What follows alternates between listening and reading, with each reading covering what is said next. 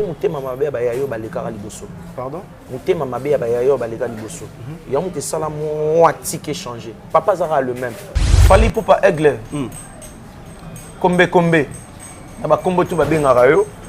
Kanisa rara tango banda kolongwa bandal makelele ozoya kutala lola mwana. Na ghetto na studio na na yolo. Bo banda ko yayo na ba Jordan ba Soleil. Kanisa tant que vous avez Wenze, il y a Capella, na Lola. Pour vous préparer pour une répétition na Osho. Vous maman bé ba yayo baleka liboso. Pardon? Vous maman bé ba yayo baleka liboso. Il y a muté sala moitié qui changer. Papa Zara le même. Kala lelo cérémonie groupe abattement ba ki poto bazo fingara Koffi Olomide. Tout ça Koffi Zara na robanga te ya ba Yannick Pipouani. On tabe ah Pecho Yannick ou bien Cowboy ou bien Blana. Mon amana est-ce que sopina funi monsieur petit on peut beaucoup mal roi boy quoi kaka soki bateau bateau mingo bazana fali ezaka bateau bazali na Koffi pourquoi bateau ba longara pas Koffi ba yara pas fali lelo oyo bateau bomemi vous êtes un chroniqueur journaliste bon bomemi bateau na titre postine yani mais lelo na poto bango na bango moni nzambe nzambe tour de Babel dans le Salema, Zama qui sera molimo moi confondre batu bebani mbala moko tour de Babel kouei minoko mama ebimi okuna lingala okuna français okuna portugais to e bana insulter to confondre mo bunda. C'est ça qui s'est fait là. Awa na ebi communication qui sinjo ando salati. Awa manike communication ando sal na moni na ngambete. Awa concert esili po bolo ba concert le cas qui bien to beti plein et bani ma finga. La communication est concert de Betty Lelo. Lobby Alexis a joué téléphone. Mouinda moute sali Lelo oyo. Au moins Jaël n'a maniqué. Mouinda la vérité est malembe pénanécilité. Quand je dis un parent t'a façonné. Tu as regardé le concert de Bercy, non? Mouto ba présenter un hôtel bimi Koffi to luke côté da savane ba ganga déjà ça avocat ma compara ba gangi lui c'est la moana lui c'est Fally Poupa Nelcation mise en disponibilité parce que tu le na longa ta longa mais on voit des gens cliquent ba qui ba finga ka Koffi tu le regardes je sais que tu regardes au mon frère mon local Alexis azo finga Koffi Olomide azo baba bêtise moko boy onga notre rôle ba émission na oti otali film moko lokwa Jae azo finga Koffi Olomide otali kisinjo wa koto otali koto yo manike alors que lelo o to monike bato bazali kana Koffi Olomide ba pusani pembeni ya leki Fally Poupa po bango buleni ti ba nuire Koffi mais ngana zong si bon ka série ba samba finga fait Koffi ali moi muto ngana zui kande lobi de bandala wana de bandala quartier la tête de bandala Osho de Osho à Paris de Paris États-Unis par-ci par-là ba Afrique tout poye ba Côte d'Ivoire ba Cameroun ba Bénin ba Sénégal c'est Koffi Olomide na bandalungo zogi avion qui est Côte d'Ivoire. Salut, c'est bel et bien l'artiste et comédien Jean Molayi. J'habite à Paris et pour moi, Senwave va changer complètement la donne. Moi et ma famille habitons en France et souvent nous envoyons de l'argent en RDC, République démocratique du Congo. Avec Senwave, on peut envoyer au minimum 1 €, ce qui me permet d'envoyer souvent des petites sommes à mes proches. Et c'est super facile, je peux l'envoyer à la maison avec mon portable et sans frais. Alors dès aujourd'hui, téléchargez l'application Senwave et découvrez les transferts d'argent simples et sans frais.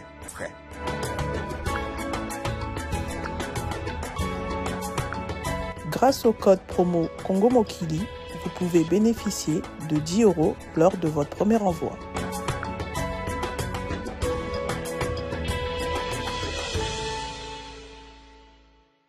Les courages n'a pas d'âge, c'est là toute personne qui nous regarde à ce moment. C'est votre journaliste d'investigation, Enoch Binta Baïkongomani. Merci beaucoup pour les appels. Merci pour le message d'Abino. lolenge kani boko benga par rapport à mosala to ko sombitini mambi matali actualité ya mboka na biso ma etali musique exactement. Alors bo benga ki ngai obi singa qualité Enoch makambo nezo kende boy tout ça. On aimerait voir aussi une personne na côté à quartier latin.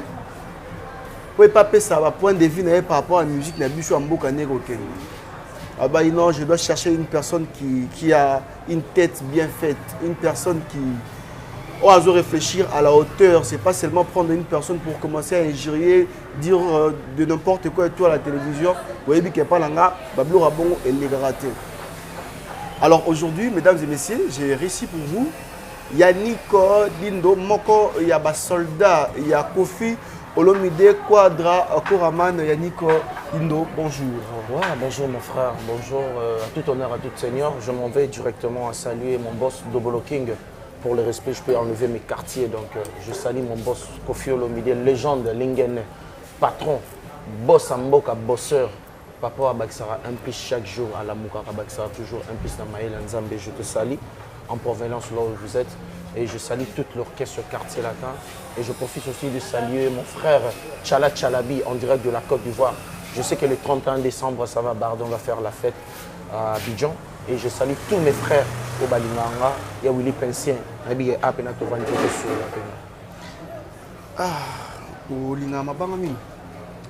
Bon, et ça pour tout ma banga tes abeloges par rapport à Bandeko, Basali Sarabiso na musika, Oroza stressé mais abengo alingo le stress. Netinde on a Tchalabi. Musika na baké. Donc il y a derrière moi soit bengi ngalong la stress. Ça là un peu inspirant, nous avons beaucoup de talent, beaucoup inspirant, beaucoup m'a appelé pour ça bailloge. Ouais, m'ont inspirant ma casse sinon là m'ont kelanga nzambe. Pour y inspirant du jour au jour après ça maïe l'intelligence, sagesse, maîtrise, maintenance. Donc il inspirera tout ça ma lame. Parce qu'au côté ma banga m'ont inspirant à tes pour boire bateau, ils ont une de reconnaissance, il y a bien musicien. Autant que nous avons un bon PC. Tant que nous avons un nions, nous avons on a besoin de ces loges, nous papa na Willy Pensien. À Coca na avant à Paris. Le fond na PC des loges, à revoir na parler à bien, à sucre. Nous venons na lola moi. Je profite aussi de saluer ma tata Moissi, Chic et Rose. Et sans oublier Zozo, parce que ah ouais, tout ça, la émission Espace, il y a tant de Zozo, Chic Rose, prêtresse. Boni basanga quartier latin. Ouais, ça va, tranquille, ça roule comme tu me vois, babi. Pour mon position ndaku, batala déjà longine l'atelier à mutu. Ouais, ndaku wana. Donc so tali l'atelier ni na santé na on comprend que quartier latin superposé. Autant le ba mambo l'atelier mambo longi. Obi est super nanga mona kuma il va keffer belé. Batba ko le background génération aujourd'hui à quartier latin. Bo kiti ci quartier latin que bo matsango. Bo kiti sango par rapport à l'année précédente ya kala. So ba ko comparer quartier latin à lelo na ya kala. Na ba na motuna ya bongo différence na o ko différencier à quartier latin à lelo na ya kala. Ça ouais, quartier latin à lelo ya kala si je peux bien dire différence c'est ça parce que ya kala ba vena biso ba lola. Ba soleil, ba gypsum, ba na robeta ba 9 mois na ba poto. En plus quand il fait 9 mois tourner, ba ça en France, ba na Belgique, ba na Allemagne, ba na Londres, ba rokota États-Unis, ko bima na so ba sisi Europe, tournée européenne, asiatique, ba kita maman tournée africaine, ba Malawi, ba Bénin, ba Côte d'Ivoire, ba Tiba bima na Brazza, Pointe-Noire ba bima na Brazza, mais ba kene na Njili. Parce que c'est différent avec nous. Aujourd'hui, avec nous, il y a problème de combattants. Malgré que nous avons sali grâce tout le monde déjà. Mais dans notre époque, on a vécu un temps qu'on ne partait pas à l'Europe. La mission à nos voyageurs, non? Non. Quand j'ai dit, tu m'as demandé des quartiers latins. Différence, il y a Bino, Nabatakala. Tu ne m'as pas demandé à Borkès Sabato. Là, je te parle de quartier latin. Donc, Bisso, Nabato, Bazara, na quartier latin, Kala. Pour Berceau, Mongara, le même fac au Batanga, le professeur sur Kofi Olomide, le maître, de leur maître, quand professeur m'a tapé ça, Bisso Pekako, Kofi Olomide Guada, légende. Il peut comme taper Saraba, grand frère Nabisso, la précédente, Bassam Chintou, Bassavané de Picho, Gipson Lola, Fali Poupa, Wana Tozotanga. Pour Bisso, tu auras à polémique. biso tanga combat dans la normalité. Donc ça c'est bien ça. Muto appelle ça bango aval wana ka Koffi Olomide. Mais à l'époque, c'était que quartier latin wana bana que pour moi je vivais la même maison avec mon grand frère Lola. To bandana attentat ya pas si ba yolo awati to monter mon ba pala ba ma campagne ba mbinza ba partout to za na grand frère na. On comprend. Donc à l'époque, il faisait des tournées pour 6 mois, pour 1 année. Et quand il venait, on appelait que on attend like sa mission était que on a mission quartier de Yomo Sotaloga, on a mission quartier là. Tu vois. Donc dans notre époque, c'est un peu différent. Et à l'époque là, c'était 1 année, 2 ans, album à groupe. 1 année, 2 ans, album à patron. Vous voyez, la différence c'était un peu ça. Tu vois. Et à l'époque, ils équipaient beaucoup ça là-bas, disque na poto. On a facilité à boire à 20 mois à Rokabelanga paye moi 5 000 na nenga nzembo à Rokabelanga paye moi 2 000 na nenga vocal. Vous voyez, c'est un peu la différence. Mais aujourd'hui, bon musicien au besoin d'un quartier latin, qu'est-ce qui bloque aujourd'hui pour que moi album il y a des musiciens et bima et tout album il y a groupe bima et là on est bloqué jusque là. Tout ça, si je vais bien parler, je vais parler la vérité.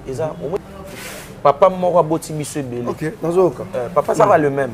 Mutema mabe aba na biso ba longwa. Yango mute sali ke lelo. Papa ça n'est pas papa. A changé n'a été. Mais a changé comme forme mais pas la parce que récemment bano ba ya lelo. Est-ce que baka na mentalité na ba jeune on a zara na bango lobby. Il faut regarder pour bien faire des choses.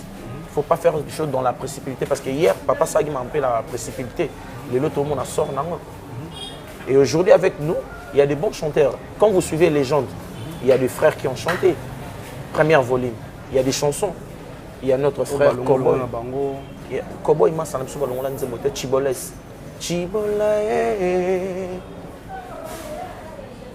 Tu comprends? Et ça, dans 4 albums, il va savoir. Mais tant que vous montez à ma baie, il y a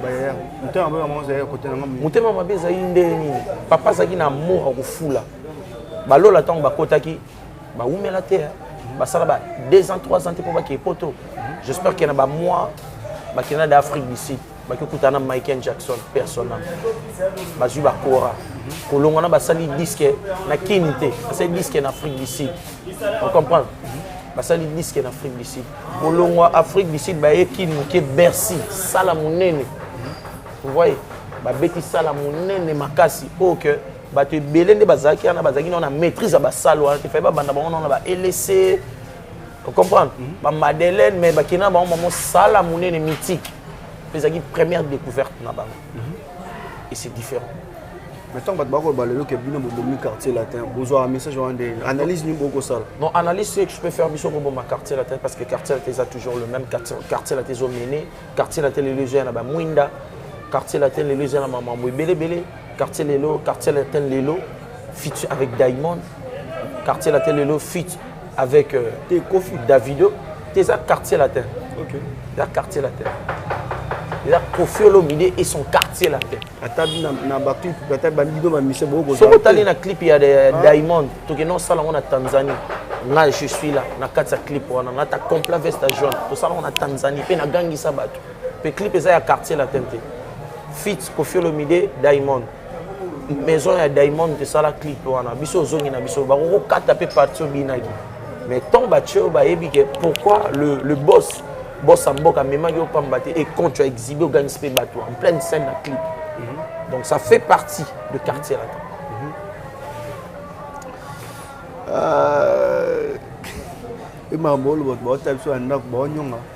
on est parce que Maramo Bena Betio Pembe quartier latin Lelo na biso na ba un mois différence pour bon bando qui est moi 9 mois. Biso pe Lelo o ndeka Maramo e funga minango so pe to mo ba 6 mois. Confiance au monde entier. Ma béni oyo mona lelo bakolo ba sala o kebino boko sala ngote. Ma béo ba sala ozanga reconnaissance. En fait, trop banda de basam. Na bani pena na basam pona ki na polémique était. To bani sera basam.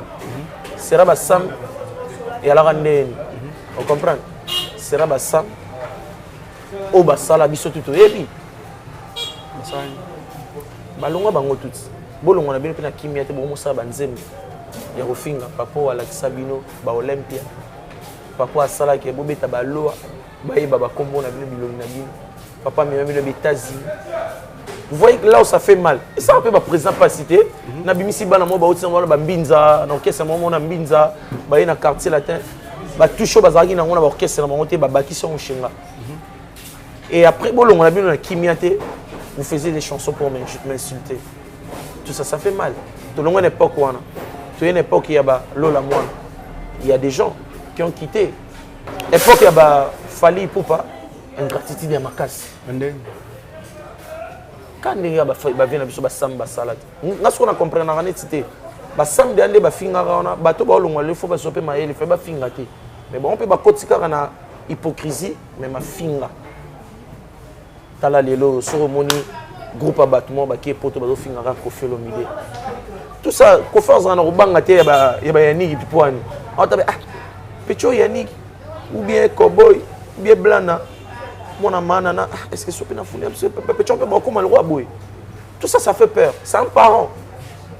Il fait ça par amour. Et en retour de ça.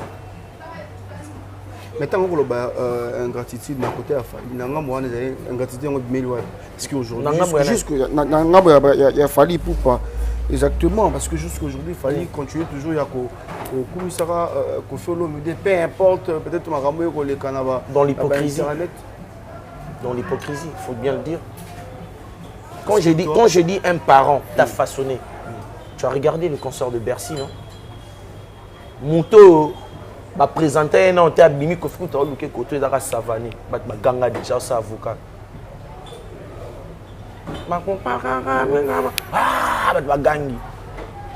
Lui, c'est Lola Moine. Lui, c'est Fali pour panelcation. Oye mano me ba gango ba ko tiko pe yemano ko bona ba leader so ba orchestre so mi so le ba ta lo randa kwezi mais Koffi Olomide pa ko ta la poza o ta dana ba shoka ba sam ako ta lo penda ko randa kwezi kati mais autant ba kombo na bino mama le kuta yema me batanga ete mais ba tanga bino bato yo bokoti ba kombo na bino za mona difficulté pour fanatique ayeba que lui c'est qui aza mukie pembe ba oyeba ba bengo mukie pembe ah lui il est un peu court comme ça. Ne pas de détails ba musicien. Am so ba détail ah mukepembe mukuse msu lola. Bota ah tu mo mukusa na suka. Akami ba suki mais to yebete. Mais ton batangi c'est Lola Moine. Ah Lola yiwana. Lui c'est Fali pour panelcation. Ah Fali pour panelcation. Et tout ça quand papa zo sala bon en retour de ça. Au long na oui. Mise en disponibilité parce que tu le na longo ta longo na. Mais on voit des gens cliquent. Tu le regardes, je sais que tu regardes. Mon frère, mon local, Alexis, Azo finga Koffi Olomide. Azo baba bêtise mon robo on a notre rôle dans l'émission. Otali film mon local Jaé. Azo finga Koffi Olomide. Otali Kisinjo à Koto. Otali Koto maniqué. Bah c'est belé. Mais tu vas voir, je ne vais pas me dire que tu es ce que tu as batouana. Tu as ce que batouana, tu as la bongo. Ce que papa a na bolingo. Malgré ce que papa a nerf solide, on a na bolingo façonné par Yannick Lindo parce que il y a mis sur Yannick Lindo, mais sur Webe Diamond. L'action Diamond. Non, non, on est dans la TV. On est dans la TV. Na moni ce que na mboka na ye place vendre na tina ndako na ye pona Koffi Olomide. Na mbongo na ngate na futa bien na ke Tanzanie. Pour at musala ba rozo pe mutu mususu. Pour so pour na musala te ba ko pona pe collègue mususu pour to kene ni musicien to kene ka des chanteurs. Ta bolingo papa. Ako kene payer moi sa fit na. Ma mimi bino. Pourquoi? C'est pour façonner. Marguer ma beza mais aka na bolingo pour ça ndenge nza ma PC amour wana façonner les artistes. Vous voyez? Bien si quand muto a sala ke lelo oyo bisoto le colonel Mamassi, Cindy le cœur, la grande dame. Tu as là depuis Koffi Olomide à la qui c'est dans le miroir monde. Mamassi est toujours près de Koffi Olomide. Il est toujours soumise et toujours poli. Ah, au jeu des rôles. Pas de problème, peu importe. Avant manana rôle il y a Madame Olomide, azaki na rôle il y a Kota qui chanteuse. Ah, il a déjà confirmé Madame. c'est déjà confirmé à la télé, lui-même le boss est passé. Cindy Olomide. C'est pas où il faut tâtonner. Il ne faut pas tout faire le tour autour du pot. C'est Cindy Olomide. Donc, on a des rôles. Bien si koyo, maman n'a pas Cindy Olomide. Azo pe sa biso intelligence, il y a tout landa iye. Depuis na banda na Koffi Olomide, si lelo na zana ye, pe na kozala ka na ye. Moni bien si ko muta zo sala ke, alongo la Koffi Olomide mama kanisi pe ke bato pe bako sala lokwa bato wana. Bako landa pe nzela ya mama si. Et peut-être surtout qui est bien bien. Ok, mais non, voilà. Mais tout ce qu'on a là par rapport à Fali, puis pourtant on a une ingratitude dans la Fali et tout, on a Koffi Olomide dans combat Fali. Poser une question, on dit aux hommes et tout, je ne sais pas trop et tout. Est-ce qu'aujourd'hui ceux qui battent Koffi na papa à mon colo, dans les vies de câble, les amours passent. Peut-être na debi au départ il y a la guerre et commis koto ba da Koffi Olomide na batu ya Fali pour ba non ezali bongo mo soubassement nango là c'est bandeli moi mboka Koffi Olomide quoi d'accord amani ye muté abana ko saba blog mo bo to da ofinga Fali ba maman ba ofinga ba parents ya Fali pour pas bande ko voir même ya Koffi Olomide ba Sandra Kazadi ba finga Fali pour pas yango e comme si que non tina niveau Fali azana bato ba ofinga Koffi Olomide à la télévision comme ça. Je salue mon Sandrino, Sandra Kazadi et ma mari fan à Londres. Mon colombo côté Sandra Kazadi a joué tant avant dans la plateau finga. Mes parents y a fallu pour pas même pas. Le soir à Bino à casse la monia. Même pas. Mon colombo côté Sandra Kazadi que je le salue, un garçon respectueux. Avant dans la plateau quelconque a finga mes parents y a fallu pour pas même pas. C'est pas les habitudes des gens des quartiers latins. C'est pas nos habitudes. Sincèrement. Sozongi na moi sima na tikolota mutoyo o ba memi na poto kisinjo sozongi bazongi sibe mission na ko beta yo ba para na yo nda bango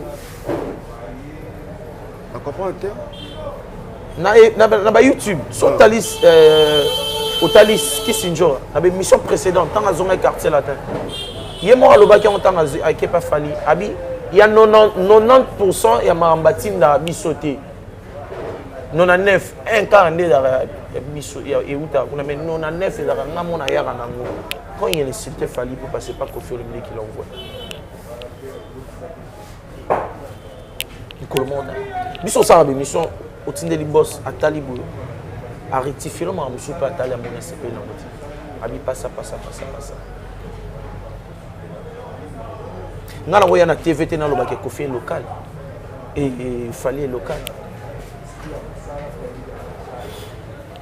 Jamais. Non plus pire petit à quoi drama voyant na TV la baguette. Banana yé tina nani pour faire l'équipe en auto à local. C'est manquer de respect. Parce que tant Koffi Olomide a olé kana scène européenne. Koffi mta sali que lelo musicien aye baguette. So na musique disque fona ki na ba TV5, ba TF1, la France 2. Là ils ont sa promotion. C'est Koffi. C'est Koffi. Abandon le lot. Abeti Bercy, on a TF1 présenté concerné na artiste.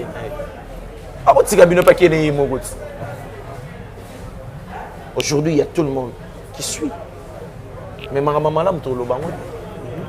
On est là pour inculper Koffi Olomide na maman mabe. Oui, mututu azanga mabe na été nul ne parfait. 3 fois César Nzambe. Biso to abattu. On a une perfection à biso. Mais au-delà de ça, je préfère Nzambabi promouvoir Bolama Mninga que promouvoir ma Benaï. Koffi Olomide a promouvoir Kaka Bolingo Naï envers Batu. Et en retour de ça, à mon araba Eno Badala Kisaraï. Il y a un moment qui peut être dans autant de combo. Pourquoi? Parce que s'il parle de lui, il commet un zolo Belaï. S'il parle de ses affaires, il commet un zolo Belaï. Alors que les lots, tout le monde dit que bateau bazaï kana Koffi Olomide, ba poussani pembeni aller qui fallait pour pas. Pour bango bouler ni ba nuire Koffi. Mais dans la zone si bon ka série ba samba finga fait Koffi ali moi. Ba samba zota on finga Koffi Olomide mais Koffi existe toujours Koffi Olomide. Bon, on a été que bino pe boye kana likamwana. Sam le là comment on les gars. Ko film de venanga, ko film patron nga, ko film apporter trop pour les na za sam là ko film. Ah, oyeba rango. Mais tant au longwa au sala clic na ba somo na ba mboshi. Ko film il était mauvais. Na ba dimension tout. Mais aujourd'hui, on a la Kofi Olomide, na Laurent Sokoko et si mate pour ya Laurent Sokoko sa petit frère Kofi. Donc c'est différent avec des gens. Biso moto nga to comme ça bato malam mutema mabi. Alors que nzamba sali Kofi na mutema malam asunga rabatu. Et ça ba leader on nzamba tchana mokili pour abimsa ba dans les néants. Yemo ka lobanga biso ba petchong ba za danger. Faut ba ya ba chez bisoté. Faut pas qu'il y ait un bimamba. Aujourd'hui, quand on parle de frère Nabiso Fali Poupa, il parle que de Bandalungwa au Seine-Paris, parisien. Ah, de Bandalungwa au Seine-Parisien. Non. Journaliste français, oui, on vous connaît chez Kofi Olomide, c'est Kofi Olomide qui vous a montré. Non, non, non, moi je viens de Bandal. Ah attends, Bino, vraiment. Non, non, non, moi je viens de Bandal. Soyez Bino. Bon, que soit c'est trop grave. Toloba ani ingratitude. Yo mo toloba binonde ni bokiti quartier na peso exemple que te ba vewana mbasali ke lelo ba loni sa peut Kofi Olomide te mais ba loni c'était pe Kofi Olomide te maneka kufula ba. Muto nga na zui kande lobi de bandalo na de bandala quartier la tête. De bandala Osho, de Osho à Paris. De Paris États-Unis. Par-ci par-là, Afrique tout, pour Côte d'Ivoire, Cameroun, Bénin, Sénégal, c'est Kofi Olomide. Na Bandalung, on a un avion qui est Côte d'Ivoire. Pour les Ivoiriens, il fallait pour une éducation. C'est grâce à Kofi Olomide. Pour les Jordan Koussa, nous avons différentes chaînes Ivoiriens qui ont ça dans l'émission. Pour la chaîne noire, parce que vous avez joué chez Kofi Olomide.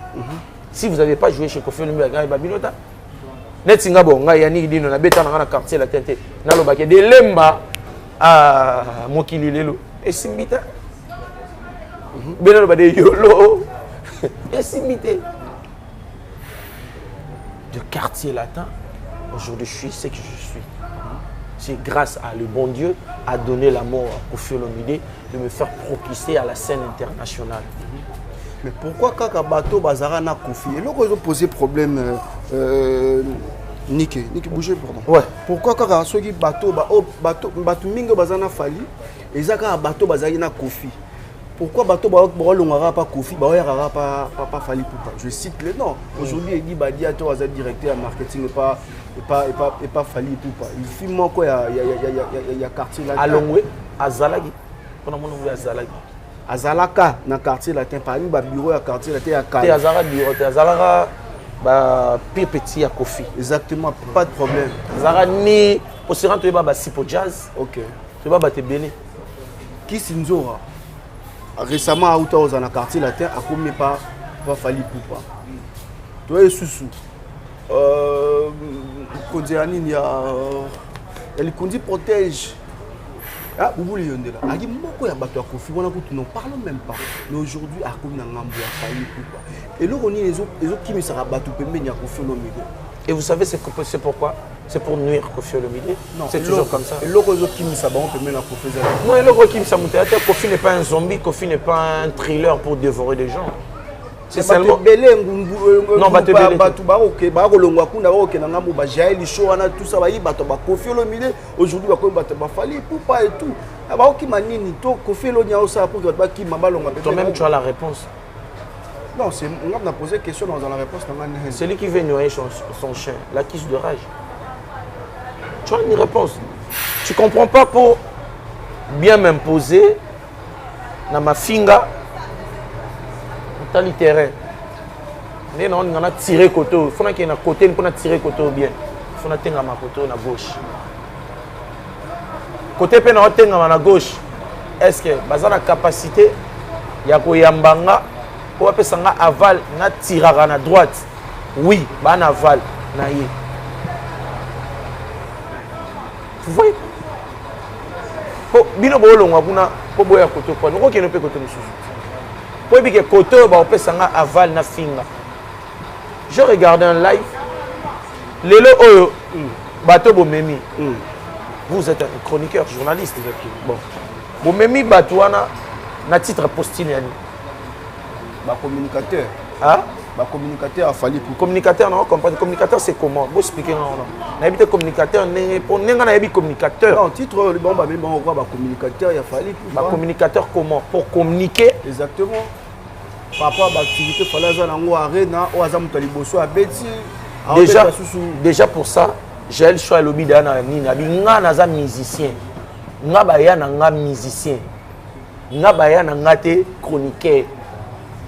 Elle est en train de répondre à sa soeur Maniké de John.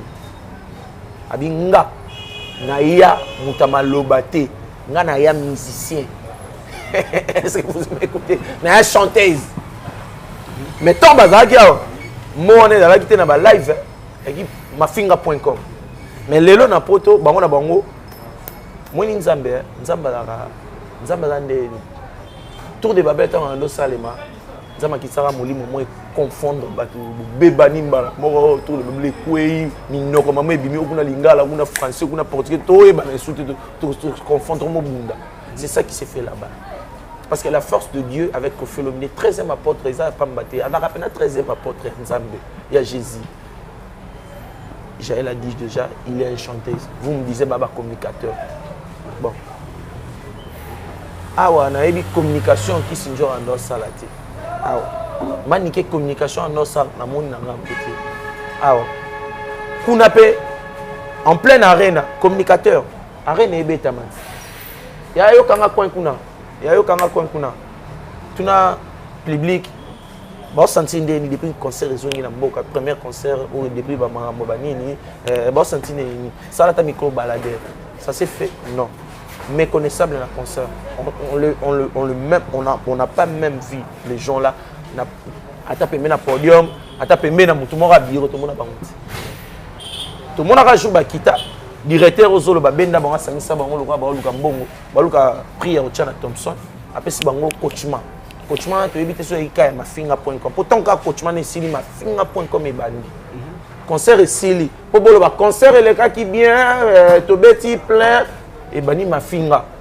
La communication, concert de bêtis lélo. Lobby, Alexis, Azui, téléphone. Libido, yo, j'espère que tu as regardé. Mais bon, si tu concernes la vidéo de oui, ça lui fait plein de bino bomonene. Vous faites musique, il y a bien de bonnes qui est bien. Mais pas beaucoup de musique qui wana. Bolongwe.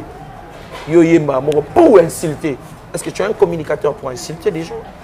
Bien tu es un communicateur pour faire la communication par rapport à votre concert que vous avez joué. Pour nous saluer les moi. Mais là on ne voit pas. Mais pour faire de l'air pour inciter qu'on fait le milieu, il y a la force. Il y a l'énergie. Et malheureusement, sous que quand vous faisiez ça, Kofi les matins, Ara Kofi, Abissé venu sous clip, na David, Mwinda Yangona, Mwinda, ma finga, Mwinda. Le Mwinda, place ma finga, check éclairage, ma finga baki. Oui, mais on dit, Mwinda ma finga. Mwinda, ma finga, Mwinda. Mwinga l'ongla ma finga. Yo place ma tonga, ma so bache projecteur, so ma vendre so ma tonga. Je suis là dans la lumière. So check la caméra. Eh, Mwinda. Mwinda mutesali ge lelo oyo, omoni ke Jaël na Maniké. Mwinda. La vérité est malembe. Pour vous montrer la force de ce que vous êtes en train de faire, Nzambe a la force en détournant. Est-ce que ce monde, moi je suis venu à mon je m'adresse à Fali pas pour l'insulter. Parce que je suis un soldat de quartier latin. Je ne m'adresse pas pour l'insulter, Maniké, quiconque, non, je ne suis pas là. Mais on dirait que Ngamba Kofi m'a laissé aller trop hein, par rapport à mon niveau parce que ce bon niveau peut-être moi laisser aller moi ça la main qui pour que comme un niveau au fin à Kofi laisser aller par rapport à quoi? Non, net mon talent qui n'a pas naeko, azara pas Kofi, à l'équipe na TV, mais c'est parce que sincèrement vous le chroniqueur, le journaliste, vous êtes là pour défendre Koffi Olomide parce qu'il a de valeur, il a de qualité. Tous les latés Koffi Olomide kufa poto lo babola munaye. La qualité Koffi Olomide né dans mon abat bazo les cadres na ba réseau pour défendre Koffi Olomide, parce que comme ce bande de Koffi Olomide mais ba ta ba valeur. Mon toi loso papa na maman soit na parler, papa bimagi Maman Chenze Momo, papa tonga okota kata ina kanda ya bula meta en kotorika. Sikoyo na yembi, sikoyo na yembi, maman. Ngana. Oh rabena papa. Donne-moi un peu de l'eau. Kande kiti. Batib. Mouton sa batib babongo. Kuku kwa banzanga na photo te ponga sina daya. Au moins mouton sa batib babongo. Oh, qui ça, ma mœurs, douceur, ma mère, ça va te dire que poteau est à crack. Parce que tu belé son côté en on n'a pas parlé, on a pas poteau, on a pas dit, on a pas nzembo ya Kofi net dans film. Parce que ça a baissé et a douceur la mère. Parce que bino pour ça la promotion ya nzembo na bino. Ya makamu na bino. Yep ça mutuni na ngamba Koffi Olomide dans ça la live chaque jour à finir. Faut batika, faut fallait muta conseil na tuni kaka yebisanga mutu nini o asala ba live asa pire petit bien ta Koffi azora chomoni chaque tongo faut tanga combat Koffi. Donc ça montre que la force et orchestre na bango il faut vous finir Koffi Olomide pour bien progresser. Pour que batika faut fallait muta ça. Je sais pas déjà yo mozo pesanga parce que déjà bateau bazagi méconnaissable na kin na menba poto. Pour quelle récompense? Par rapport à tout ce qui s'est passé. Pour Batouana, Batika, Kofinga, directeur et orchestre, on attend que Mise Bakita, qui t'en bat ma finga Bayaki. Tant à Zoï Bango, mon akita Sanisi Bango Boy. Bazo Sola, Basola, stratégie Basola. Donc ça montre que Maloba directeur a Ebisei Bango. Et ça Maloba, oh, et où c'est pas directeur, et où c'est pas un orchestre. Non, on n'est pas là. Tant que le cas, il y a un mouton mini à Koffi Olomide chaque jour, tout le monde a ça direct à finir. Fali Ipupa, l'orchestre Fali Ipupa. Alors, tout ça est le moment awa. Voilà. Tout ça snap, Fali Ota snap.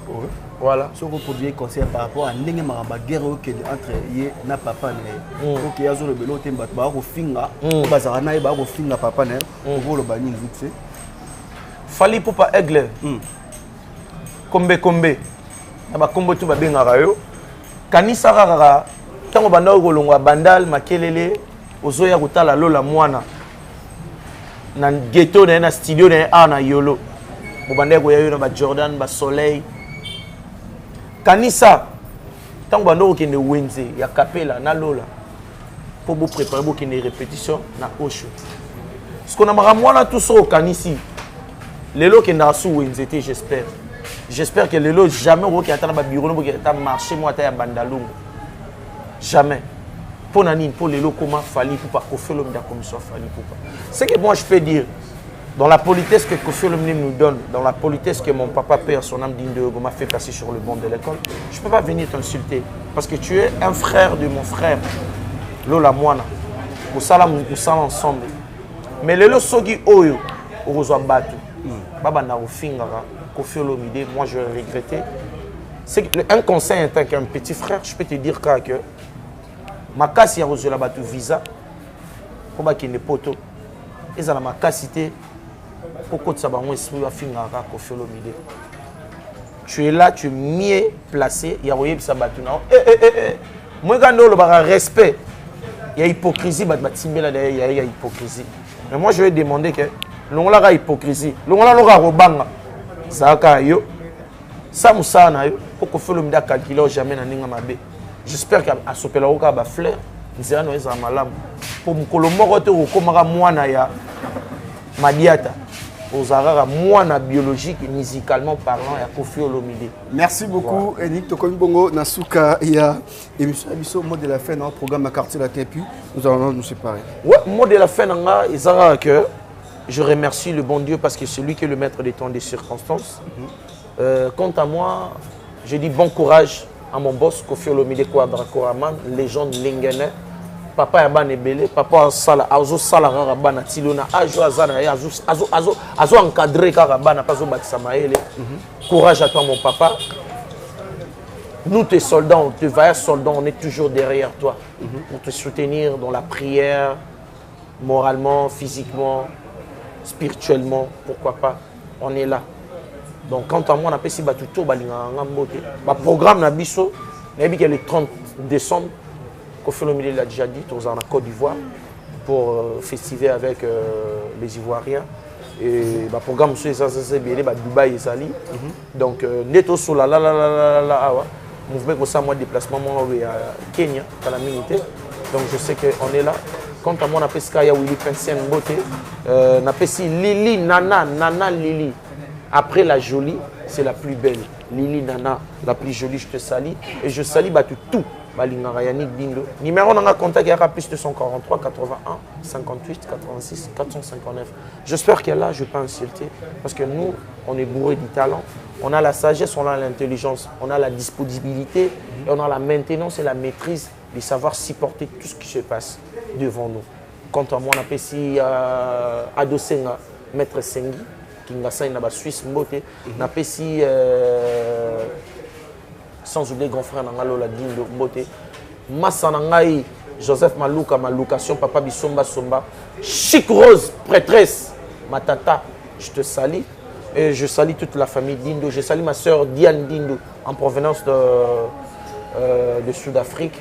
La PCPTT Dindo, Keramiteli, Nancy Dindo, Djangi Dindo, Fabrice Dindo, Noëlla Dindo, Tété Dindo, pourquoi pas, toute la famille Dindo. Bon, je vous salue et je salue mes enfants que j'aime beaucoup, Gaël Dindo, Jessie Dindo, Andrea Dindo, papa vous l'offre beaucoup. Et merci Nayo. Moi 30 secondes, moi 30 secondes, moi avant non. Avant non. Ah, t'as la place, t'as la herbe, c'est une voix vraiment. Ah, biso bana quadre. Mbabuso kingi mafungo la kamotimara ya moto.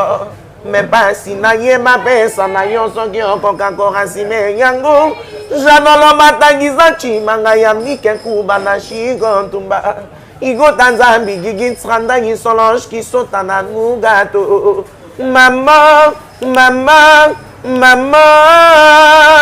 yawe yo ke Oli mwena yo yo kienge oli mwena yo personne n'a encore douceur monter mananga souci à fraîcheur manga kapona zala soulager mbabu sokingi bafungola ka montemara ya moto même pas si na yeba pesa na yo songi okoka korasime yangu janolo matagiza chimanga ya nike kubala shiko tumba Igo Tanzambi, Gigi Tranda Yisolange qui sont à Nugato. Sikoyo na yembi, maman. Alors, mesdames et messieurs, il s'appelle Yannick Dindo qui faut être mis. Ah, mais franchement. Alors, quant à moi, j'ai dit un grand merci comme ça à toi derrière la caméra. Lui, c'est Imako Makengo. Merci pour ton boulot. Big up comme ça, un boss que je respecte beaucoup. Yaouli Mouchen, les codes mondial. Merci pour les soutiens. Sam Kou, le nécessaire. Maître Tigre Makan, les grands Moukoumbo sur les Poutines. Mère Bio depuis Paris, je te salue. La grande dame, Maman Fatou, Ilunga. Alors, quant à moi, je vous dis une fois de plus encore, bye chez vous. L'ambassadeur des jeunes Congolais pour la paix, Ado Youé, a procédé samedi à l'inauguration de l'ambassade dédiée aux jeunes Congolais. L'inauguration de ces bâtiments, ses vœux, d'après cet ambassadeur, être la concrétisation de la volonté du chef de l'État dans l'encadrement et l'épanouissement de la jeunesse congolaise d'ici et d'ailleurs. C'est ici qu'est situé le siège de l'ambassade de la jeunesse congolaise pour la paix et le développement de la RDC. Plusieurs délégations des officiels congolais, des mouvements associatifs publics et privés, d'encadrement des jeunes, des autorités nationales et provinciales, ainsi que quelques chefs de missions diplomatiques ont assisté à cette cérémonie d'inauguration qui est une première dans l'histoire de la RDC et celle de la jeunesse RD congolaise d'avoir une cité de la paix 6-4 avenue Mafuata au quartier Basoko dans la commune d'Engalima à Kinshasa. À en croire à Doyoé, ambassadeur de la jeunesse congolaise, l'objectif est d'apporter une solution rapide liée à la création d'un espace d'échange entièrement consacré à la cause de tous les jeunes Congolais d'ici et d'ailleurs. L'ambassade de la jeunesse congolaise vous concerne tous, n'hésitez pas. Vous devez comprendre que ce qui nous réunit nous rend plus forts. Et nous allons avancer toujours avec la paix et surtout l'unité nationale. Voilà pourquoi j'invite toute la jeunesse congolaise à se joindre à nous pour collaborer ensemble. Moi, je joue juste ce rôle de médiateur et le rôle d'avocat. Je serai là pour vous et je me donnerai corps et âme juste pour vos préoccupations et vos problèmes. On sera là. L'avenir de la République démocratique du Congo promet meilleur et cet avenir est beau. Et nous allons construire tous ensemble l'histoire de ce beau pays, la République démocratique du Congo. D'après les invités, l'inauguration de ces bâtiments se veut être la concrétisation de la volonté du chef de l'État, Félix Tshisekedi, dans l'encadrement et l'épanouissement de la jeunesse congolaise.